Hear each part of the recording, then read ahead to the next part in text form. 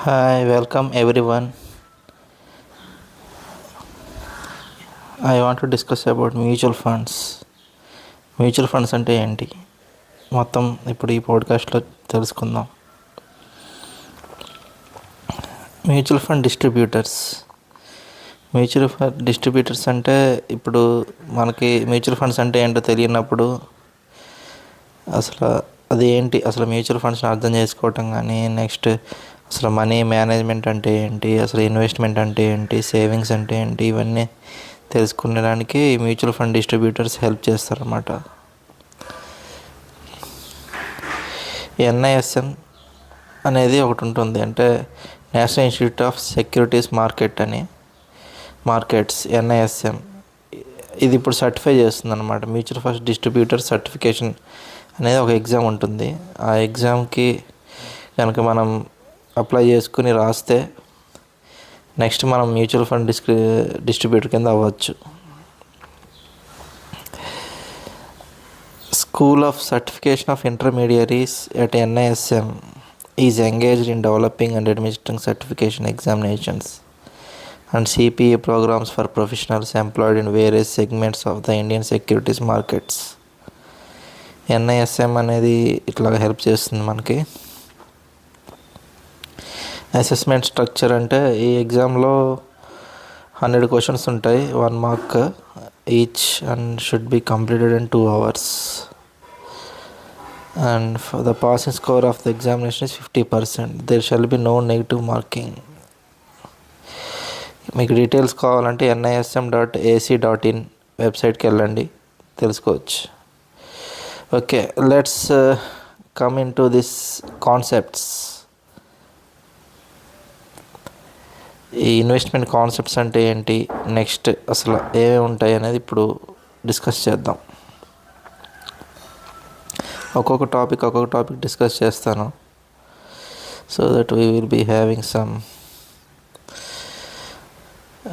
Like clarity on this subject.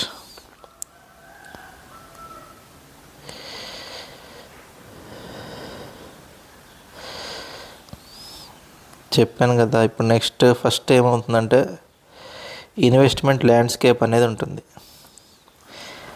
ఈ investment landscape అంటే ఈ పేరులోనే మనకి అర్థమవుతుంది. అసలు ల్యాండ్స్కేప్ అంటే ఇన్వెస్ట్మెంట్ అంటే ఏంటి, అసలు investors and their financial goals. అసలు ఇన్వెస్టర్స్ ఎలా ఉంటారు, వాళ్ళ ఫైనాన్షియల్ గోల్స్ ఎలా ఉంటాయి, savings or investments.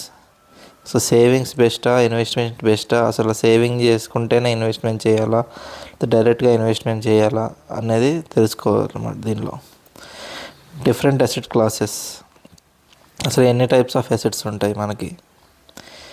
Investment risks, ఒక్కొక్క ఇన్వెస్ట్మెంట్లో దాని రిస్క్స్ ఏమేమి ఉంటాయి. Risk measures and management strategies. Risk measures and management strategies అంటే ఆ రిస్క్ వచ్చినప్పుడు దాన్ని మనం ఎలా మేనేజ్ చేయాలి, ఆ స్ట్రాటజీస్ ఏంటి అనేది risk measures and management strategies అనమాట. And behavioural biases in investment decision making. Like బిహేవియర్గా అంటే ఇప్పుడు మన బిహేవియర్ బట్టి మనం డెసిషన్ తీసుకుంటుంటాం. అసలు ఏ రకంగా బియాస్ చేసుకోవాలి, అసలు ఇన్వెస్ట్మెంట్ డెసిషన్ మేకింగ్ ఎలా ఉంటుంది, వీటి గురించి అనమాట. రిస్క్ ప్రొఫైలింగ్ అంటే అసలు రిస్క్ ఎలాగా, అంటే ఎవరు ఎంత రిస్క్ తీసుకోగలరు, రిస్క్ తీసుకున్నా అసలు లాభం ఉంటుందా, నష్టం ఉంటుందా, లేకపోతే డబ్బులు వస్తాయా లేకపోతే పోతాయా అనేది రిస్క్కి సంబంధం లేదు. టు బి ఫ్రాంక్ చెప్పాలంటే రిస్క్ అనేది జస్ట్ అది రిస్క్ ఉంటేనే రివార్డ్ ఉంటుంది అనేది ఒక రకమైన అపోహ. అది అసలు ఎప్పుడు కానీ మనం ఫండమెంటల్స్ కరెక్ట్గా చూసుకోవాలన్నమాట ఎప్పుడైనా సరే. అండర్స్టాండింగ్ అసెట్ అలొకేషన్ అంటే ఇప్పుడు ఒక అసెట్ ఉంది, ఇప్పుడు 100 రూపీస్ ఉన్నాయి. ఆ 100 రూపీస్ని ఎక్కడ పెట్టాలంటే 20 రూపీస్ ఒక దగ్గర ల్యాండ్లో పెట్టచ్చు, ఇంకో 20 రూపీస్ ఎఫ్డీలో పెట్టచ్చు, ఇంకో 20 రూపీస్ రిటైర్మెంట్ ఫండ్ కింద పెట్టుకోవచ్చు, ఇంకొక 20 రూపీస్ మ్యూచువల్ ఫండ్స్లో పెట్టుకోవచ్చు. ఇట్లాగనమాట. దాన్ని అసెట్ అలొకేషన్ అంటారు. ఏ అసెట్లో ఎంత పెట్టాము అనే దాని గురించి. Do it your self versus take professional help. అంటే మనకు మనం చేసుకోవడం నుంచి పక్కన పెట్టి వేరే వాళ్ళ హెల్ప్ తీసుకోవటం అనమాట. ఇది do it your self versus taking professional help అంటే. ఓకే, ముందు ఈ టాపిక్స్ డిస్కస్ చేద్దాం, తర్వాత next concepts.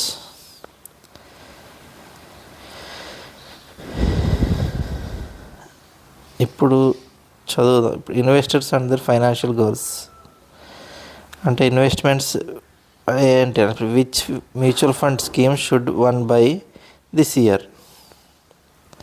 Please suggest some good investments. Which is the best mutual fund scheme? What is the best investment?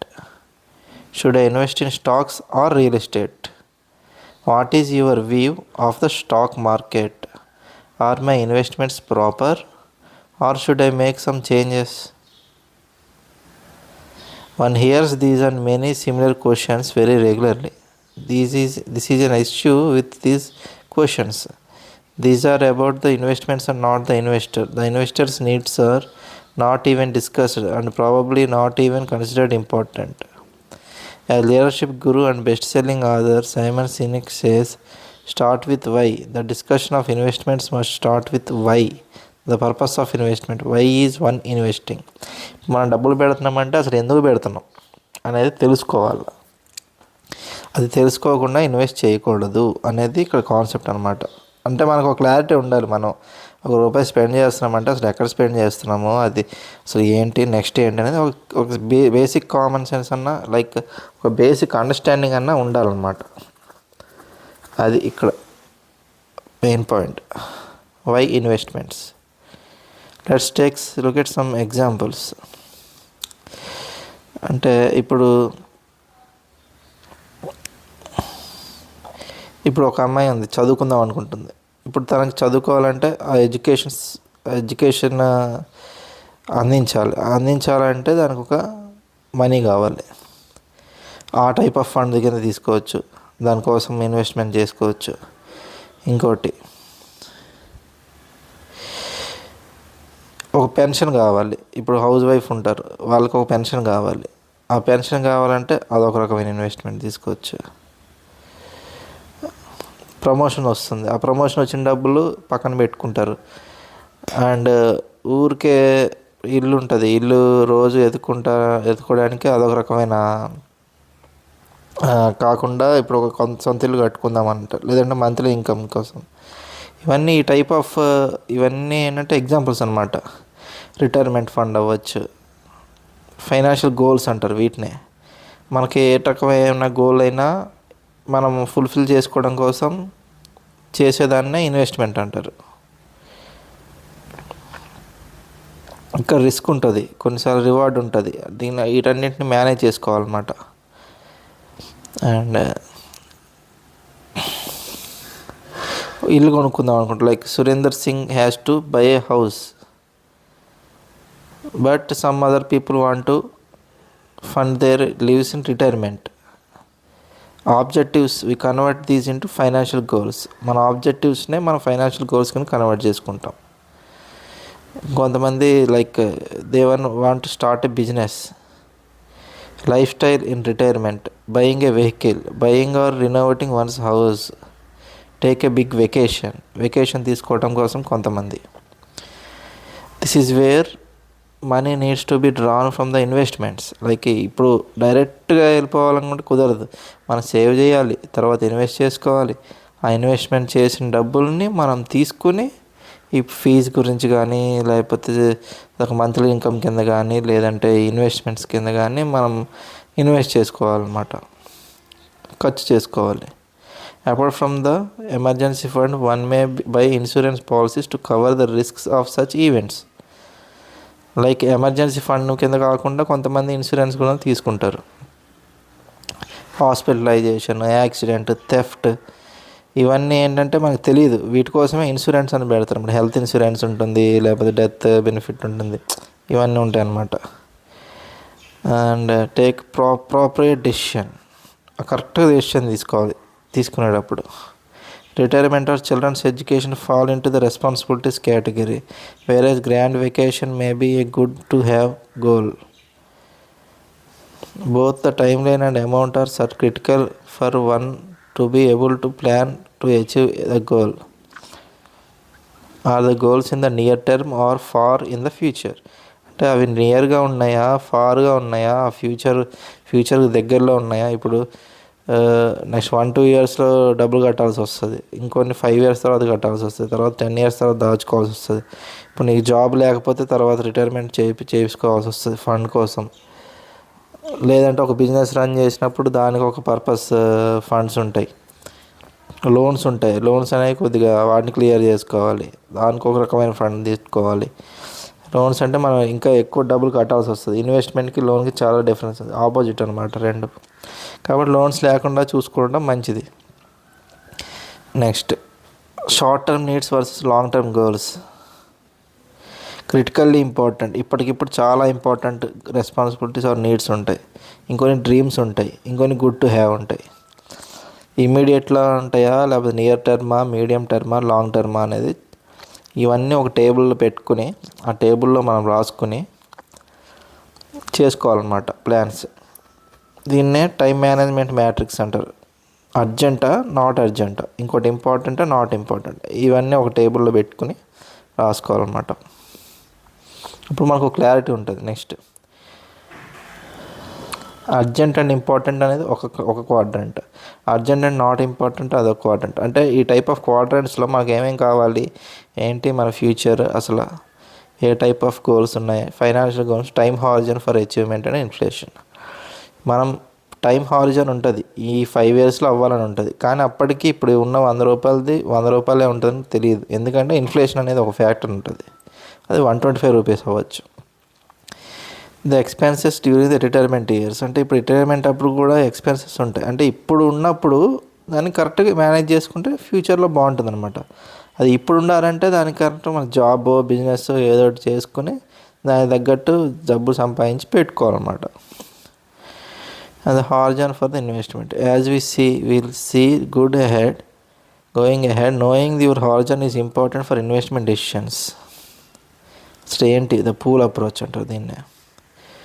would pursue education and inflation. However, one needs to start with some assumptions or to plan properly, else the parents may plan to accumulate rupees 50 lakhs which would be grossly insufficient. Like అంటే 10 years తర్వాత కొద్ది కష్టం అవుతుంది కదా. ఇప్పుడు higher education కోసం 50 lakhs దాచుకోవచ్చు, లేదంటే ఒక 10 years తర్వాత 1 crore ఇన్ 10 years అవుతుంది. అది మళ్ళీ ఎడ్యుకేషన్ కాస్ట్ పెరుగుతుంది. కేస్ స్టడీ అనమాట ఇది. తర్వాత లాంగ్ టర్మ్ గోల్స్ ఉంటాయి, తర్వాత మంత్లీ ఎక్స్పెన్సెస్ ఉంటాయి. ఇప్పుడు ఒక రూల్ ఉంటుంది మనకి, ఏంటంటే 50-30-20 అని.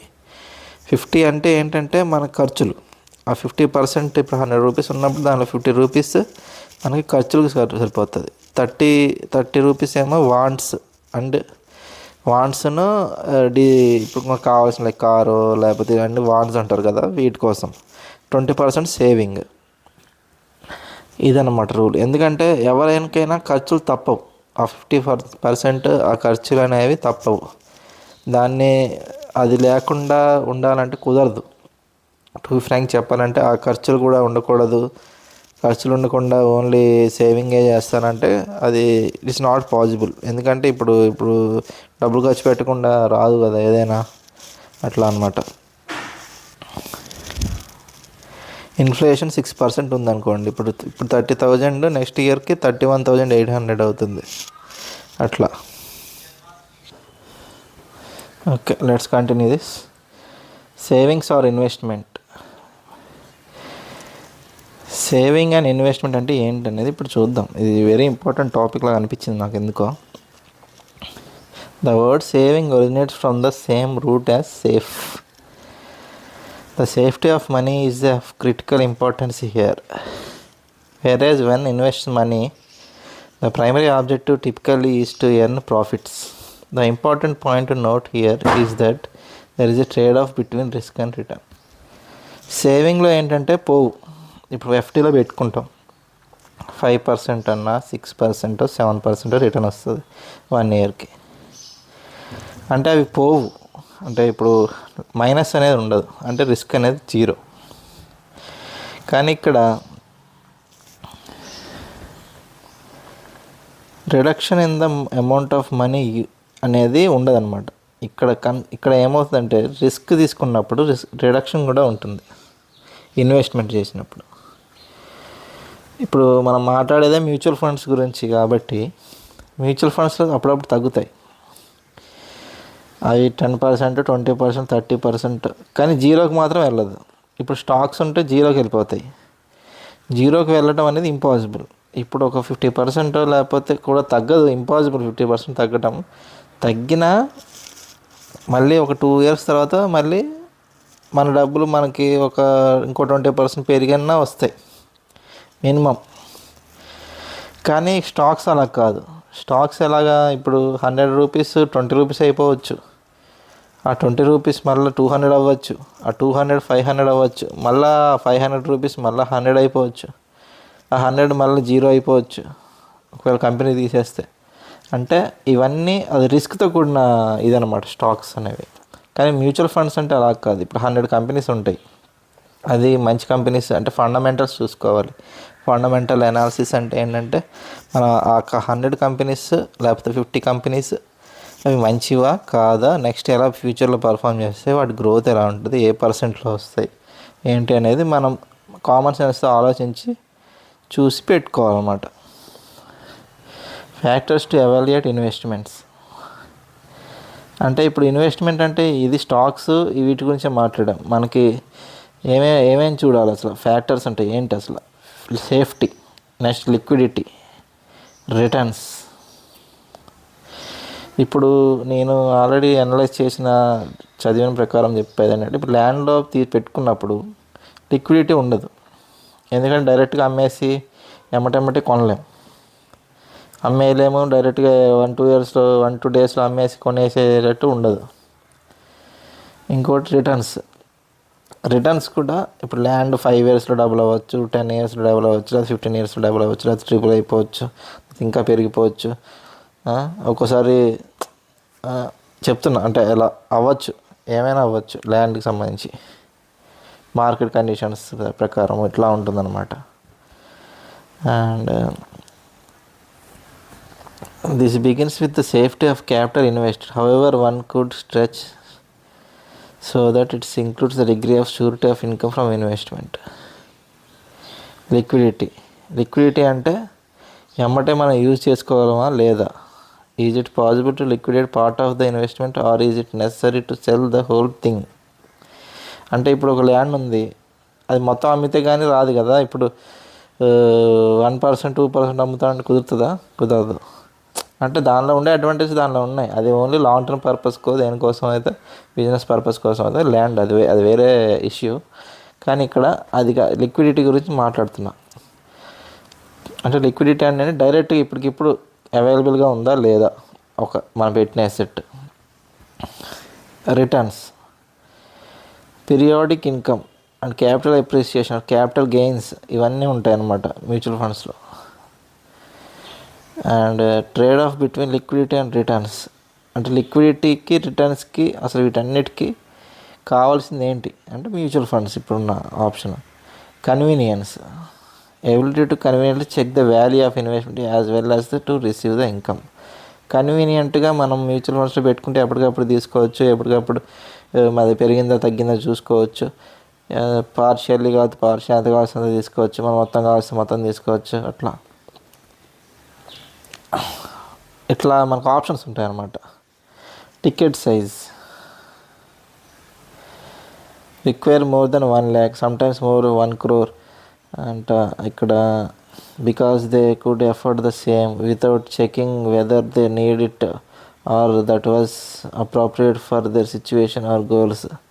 Maturity same is. Tax deductions ఉంటాయి. ట్యాక్స్ డిడక్షన్ ఇప్పుడు కొత్తగా వచ్చిందిగా, 12.5% లాంగ్ టర్మ్కి, లేకపోతే షార్ట్ టర్మ్కి ఏమో 20% ట్యాక్స్ డిడక్షన్. అండ్ లిక్విడిటీకి ట్యాక్స్ డిడక్షన్కి మనం ఒకసారి కంపేర్ చేసుకోవాల్సి వస్తుంది ఇక్కడ మళ్ళీ. Situation, investor situation while evaluating the avenues అంటే ఇప్పుడు ఒక్కొక్క ఇన్వెస్ట్మెంట్ ఆప్షన్లో ఏమేమి రకమైన అవి ఉన్నాయండి, డిఫరెంట్ అసెట్ క్లాసెస్. ఈక్విటీ అంటారు, ఈక్విటీ కింద వస్తుంది కానీ మొత్తం కాదు, కానీ కొద్దిగా రిస్క్ చాలా తక్కువ ఉంటుంది నీకు మ్యూచువల్ ఫండ్స్లో స్టాక్స్తో కంపేర్ చేస్తే. రిస్క్ అనేది. Real estate, commodities, fixed income,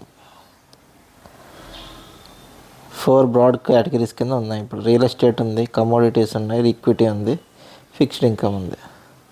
real estate అంటే ఏంటో చూద్దాం. Real estate is considered as the most important popular among all the asset classes. ఇది ఇంపార్టెంట్, చాలా పాపులర్ అనమాట. However the popularity of this asset category is large because of the reason not related to investment. For those who have bought their own houses, it is the largest expense in life. The word used here is expense and not investment. This could be elaborated later, but it is pertinent to mention here that in majority of cases, individuals purchase real estate for self-occupation. This should not be considered as investment, since selling the same may have a negative impact on one's lifestyle. అంటే ఇప్పుడు కొనుక్కున్న land అమ్మేసుకుంటే అది negative ఇంపాక్టేగా life style మీద చెప్తున్నా. అంటే జనరల్గా frankly speaking అట్లా కాకూడదు అన్నట్టు చూసుకోవాలన్నమాట. Real estate could be further classified into various categories. Residential real estate, land, commercial real estate అనమాట. 3 కేటగిరీస్ ఉన్నాయి. రియల్ ఎస్టేట్లో ఇప్పుడు కొన్ని ఫ్యాక్టర్స్ ఉంటాయి. లొకేషన్ ఉంటుంది, అండ్ రియల్ ఎస్టేట్ లొకేషన్ బట్టి కాస్ట్ తగ్గుతూ ఉంటుంది. అట్లా లైక్ బ్రోకర్స్ కాంటాక్ట్ ఉంటుంది, లేదంటే ఇండివిజువల్ ఇన్వెస్టర్స్ వేరే ఉంటారు, లేదంటే ట్రాన్సాక్షన్ కాస్ట్స్ ఉంటాయి, బ్రోకరేజ్ ఛార్జెస్, రిజిస్ట్రేషన్ ఛార్జెస్ చాలా ఎక్కువ ఉంటాయి, ఇప్పుడు quite high. It should bring down the return on investment. Like ఈ అన్నిటిని పెట్టుకునే బదులు అది కాస్త మనకి వచ్చే రిటర్న్ తగ్గుతూ ఉంటుంది. Physical real estate as well as financial form, it is not a divisible asset ఇవన్నమాట. మనం ఇప్పుడు మెయిన్ ఏంటంటే ఇక్కడ మాట్లాడేది మ్యూచువల్ ఫండ్స్ గురించి. ఈ మ్యూచువల్ ఫండ్స్ అడ్వాంటేజెస్ ఏంటనే దాని గురించి డిస్కస్ చేసే పార్ట్లో ఇవన్నీ వస్తున్నాయి మనకి. అంటే వాటి అడ్వాంటేజెస్ వాటికి ఉన్నాయి, దీనికి ఉంది. కానీ ఈ టైప్ అనమాట. అంటే ఒక్కొక్క అసెట్ క్లాస్ మనం డిస్కస్ చేస్తున్నాం కదా. Commodities, there are leverage contracts, spices, petroleum, వీటన్నిటికీ gold, silver, countries currencies.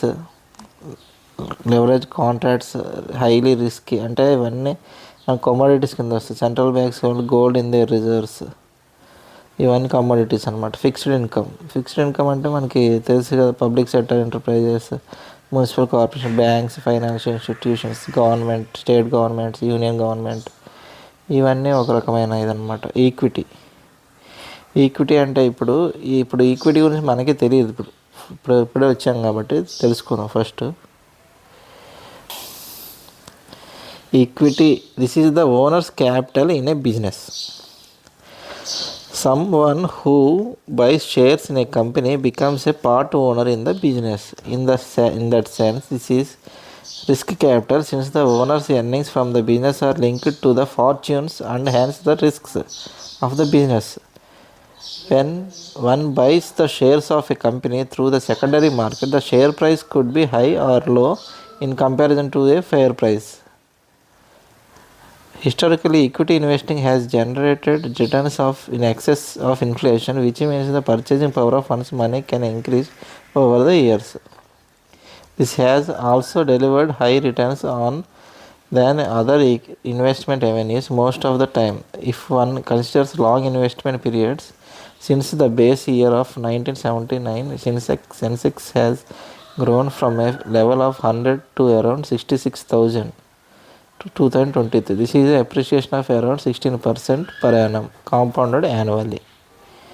Apart from long-term capital appreciation, equity owners may also receive dividends from the company. Such dividends are shared out of the profit that the company has generated from this business operations. If the company really well and the dividends tend to grow over the years. To sum up, the equity share prices generally fluctuate a lot, often without regard to the business fundamentals. However, over long periods of time, the share price follow the fortunes of the firm. If the profit of the company continues to grow over the year the share price follows. ఇక్కడ మనం మాట్లాడింది equity అంటే share గురించి. ఇప్పుడు ఆ share అనేది కంపెనీకి సంబంధించిన విషయం. ఇప్పుడు కంపెనీ పెరిగితే పెరుగుతుంది షేర్. వచ్చినప్పుడు మనం ఎలా ఉండాలి, లేకపోతే మన మైండ్ సెట్. ఇప్పుడు రూపాయి 100 రూపాయలు పెట్టినప్పుడు అది 50 రూపాయలు అయిపోయినప్పుడు నువ్వు ఎలాగ మేనేజ్ చేయగలవు అనేది చూసుకోవాలి. వచ్చావు కదా, ఇప్పుడు పెట్టేసాము 2 years అయిపోతానని నువ్వు ఆగలవా? 2 years ఆగలేవు కదా. కాబట్టి అవన్నీ చూసుకోవాలన్నమాట. మ్యూచువల్ ఫండ్స్ ఏంటంటే కొద్దిగా రిస్క్ ఫ్రీ. ఇప్పుడు 100 కంపెనీస్ 200 కంపెనీస్ 50 కంపెనీస్లో పెట్టి దాన్ని మేనేజ్ చేసుకోవడానికి ఒక మేనేజర్ ఉండి, హైలీ స్కిల్డ్ మేనేజర్ ఉన్నప్పుడు, మేనేజర్ అనే కాదు, అది ఒక రకమైన ప్రాసెస్. ఆ ప్రాసెస్లో మనకి తెలుస్తూ ఉంటుంది అన్నమాట. వాళ్ళు మేనేజ్ చేసుకుంటూ ఉంటారు. అది తగ్గినప్పుడు తీస్తూ ఉంటారు, పెరిగినప్పుడు పెడతా ఉంటారు. ఈ టైప్ ఆఫ్ యాక్టివిటీస్ వల్ల అది మనకి అది స్టేబుల్గా చేసుకోవాల్సి వస్తుంది అన్నమాట investment. Similarities and differences between the various asset categories. Bonds or fixed deposits ఉంటాయి, కమోడిటీస్ ఉంటాయి. ఇవన్నీ ఏంటంటే టైప్ ఆఫ్ ఇన్వెస్ట్మెంట్స్ అన్నమాట. ఈక్విటీలో ఇప్పుడు ఏమేమి ఉంటాయో చూద్దాం. బ్లూ చిప్ కంపెనీస్ ఉంటాయి, మిడ్ సైజ్డ్ కంపెనీస్ ఉంటాయి, స్మాల్ సైజ్డ్ కంపెనీస్ ఉంటాయి, అన్లిస్టెడ్ కంపెనీస్ ఉంటాయి, ఫారెన్ స్టాక్స్ ఉంటాయి, ఈక్విటీ మ్యూచువల్ ఫండ్స్ ఉంటాయి, ఎక్స్చేంజ్ ట్రేడెడ్ ఫండ్స్ ఉంటాయి, ఇండెక్స్ ఫండ్స్ ఉంటాయి. ఇవన్నమాట మొత్తం ఈక్విటీ అంటే. ఫిక్స్డ్ ఇన్కమ్లో చూద్దాం ఒకసారి మొత్తం. Fixed deposit with a bank, recurring deposit with a bank, endowment policies, money back policies, public provident fund, Sukanya Samriddhi Yojana SSY, senior citizen saving scheme SCSS, post office monthly income scheme, recurring deposit with a post office, company fixed deposit, debentures or bonds, డెబ్ట్ mutual funds. ఇవన్నీ ఏంటంటే fixed income కింద వస్తాయి. Real estate or ఇన్ఫ్రాస్ట్రక్చర్లో ఏమి ఉంటాయి. ఫిజికల్గా అయితే residential ఉంటాయి, కమర్షియల్ ఉంటాయి. ఫైనాన్షియల్ అసిస్టెంట్ అంటే real estate mutual funds, real estate investment trusts REITs, infrastructure investment trust. కమోడిటీస్లో ఏముంటాయో చూద్దాం. Gold, silver, gold funds, commodities, ETFs, hybrid asset classes, hybrid mutual funds or multi-asset fund, others, rare coins, art, rare stamps. Investment risks. Inflation risk అంటే ఇప్పుడు inflation is assumed at 8%. How much money would you need to buy the goods you can buy with ₹10,000 today? 5 years తర్వాత 14,693 rupees ఉంటే ఇవాళ 10,000 పెట్టి ఏదైతే వస్తుందో అది వస్తుంది. ఆఫ్టర్ 10 years 10,000కి 21,589 రూపాయలు పెట్టాలి. 20 years తర్వాత ఇప్పుడు 10,000కి ఖర్చు పెట్టిన అమౌంట్కి 46,610 రూపీస్ ఖర్చు పెట్టాలి. ఆఫ్టర్ 30 years ఇప్పుడు 10,000 ఖర్చు పెట్టడానికి వస్తువుకి ₹1,00,000 ఖర్చు పెట్టాలి. 30 years తర్వాత 1,627 రూపాయలు. ఇది ఎప్పుడు 8% per annum ఉన్నప్పుడు. అంటే ఇది ఒక రకమైన అంటే భయపెట్టాలని కాదు, అంటే ఎవరికైనా ఒక రకమైన టెన్షన్ వస్తుంది, కానీ ఇది జరుగుతున్న విషయం ఏంటంటే ఇదనమాట. ఇన్ఫ్లేషన్ అంటారు దీన్నే. ఇప్పుడు ఓకే, దీని పక్కన పెడదాం. లిక్విడిటీ రిస్క్, క్రెడిట్ రిస్క్ అంట. ఇవన్నీ ఒక రకమైన టాపిక్స్. ఇవన్నీ liquidity risk, public provident fund ఇవన్నీ వస్తాయి దీంట్లో. Listed shares, equity prices go up and down period. ఇది లిక్విడిటీకి సంబంధించింది. క్రెడిట్ రిస్క్ అంటే ఏంటో చూద్దాం. క్రెడిట్ రిస్క్ అంటే ఇప్పుడు బాండ్స్, డిబెంచర్స్ ఇవన్నీ ఉంటాయి. ఎబిలిటీ ఆఫ్ ద బారోవర్ అనమాట. ఒకటి తీసుకుంటాడు మన దగ్గర డబ్బులు, వాడు ఇంట్రెస్ట్ కడుతూ ఉంటాడు. దానికి సంబంధించిన క్రెడిట్ రిస్క్ అంటారు దీన్నే. మార్కెట్ రిస్క్ అని ప్రైస్ రిస్క్. మార్కెట్ రిస్క్ అంటే తెలుసు కదా, మార్కెట్ అంటేనే ఒక రకమైన అది పెరుగుతుందో తగ్గుతుందో తెలియదు, ఎప్పుడేం జరుగుతుందో తెలియదు, ప్రాఫిట్ రావచ్చు, తగ్గచ్చు. డెకేడ్స్, ఇప్పుడు 10 years 20 yearsలో చూసుకోవాలి ఎప్పుడైనా. 5 years మినిమం, 7 years మినిమం. అంటే అలా తీసుకున్నప్పుడు ఏమన్నా లాస్ రాదు. మనం ఇప్పుడు మ్యూచువల్ ఫండ్లో పెట్టినప్పుడు లేకపోతే ఏ టైప్ ఆఫ్ మ్యూచువల్ ఫండ్లో పెట్టినా, అంటే అన్నీ కాదు కొన్నిట్లో మనకు తెలిసిన వాటిలో పెట్టినప్పుడు మనకి లాస్ అనేది రాదనమాట 7 ఇయర్స్ వరకు చూసుకుంటే. ఇంట్రెస్ట్ రేట్ ఒకసారి ఎక్కువ రావచ్చు, 20% రావచ్చు, 30% రావచ్చు, లేదా 50% రావచ్చు, లేదంటే 10% రావచ్చు, లేదా 5% రావచ్చు 1 ఇయర్లో తీసుకుంటే. ఒకవేళ మార్కెట్ బాగోకపోతే తగ్గిపోవచ్చు, -5%కి వెళ్ళచ్చు, -10%కి వెళ్ళచ్చు. Risk measures and management strategies. ఇప్పుడు రిస్క్ వచ్చినప్పుడు, ఓకే ఫ్రెండ్స్, ఇప్పటివరకు చూసాం కదా టైప్ ఆఫ్ రిస్క్స్, ఇవన్నీ నెక్స్ట్ డిస్కస్ చేద్దాం. ఇప్పటితో ఇవాళకి ఇది చాలు.